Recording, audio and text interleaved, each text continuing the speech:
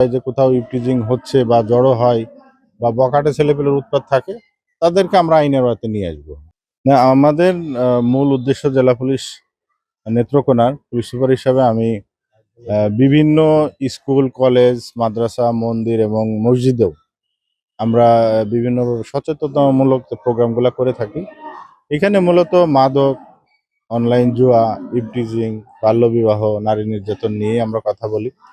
আমাদের মূল যে টার্গেট সেটা হচ্ছে যে ইয়াং জেনারেশন, এদের মধ্যে এই যে মাদকের গ্রহণের যে প্রবণতা, এইটা নিয়ে ইভটিজিং, নারী নির্যাতন একটু সচেতন করা সবাইকে, যাতে আমাদের এই সুষ্ঠু সুন্দরভাবে বেঁচে থাকতে গেলে এই ধরনের যেসব ক্রাইমগুলো আছে এগুলা থেকে আমাদের ছোট ছোট বাচ্চা যারা আছে তাদেরকে একটু সচেতন করা, যাতে তারা বিপদগামী না হয় এবং এই মেসেজগুলো তাদের দেওয়া, যাতে আগামী যে ভবিষ্যতের যে বাংলাদেশ আমরা দেখতে চাচ্ছি, সবার আগে বাংলাদেশ, আমাদের মাননীয় প্রধানমন্ত্রীর যে স্লোগান, এই স্লোগানকে সামনে রেখেই এগিয়ে নিতে গেলে আমাদের এই ইয়াং জেনারেশনকে সবার আগে প্রাধান্য দিতে হবে এবং এই লক্ষ্যেই আমরা মূলত কাজ করে যাচ্ছি, যাতে আমাদের যে ফিউচার জেনারেশন আছে এরা সুষ্ঠু সুন্দর একটা পরিবেশে গড়ে উঠতে পারে। এই পরিবেশটা সৃষ্টির জন্যও আমরা এই কাজগুলা করে যাচ্ছি।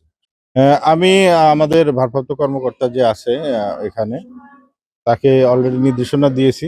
যদি এরকম কোনো তথ্য পাওয়া যায় যে কোথাও ইভটিজিং হচ্ছে বা জড়ো হয় বা বখাটে ছেলেপেলের উৎপাত থাকে, তাদেরকে আমরা আইনের আওতায় নিয়ে আসবো।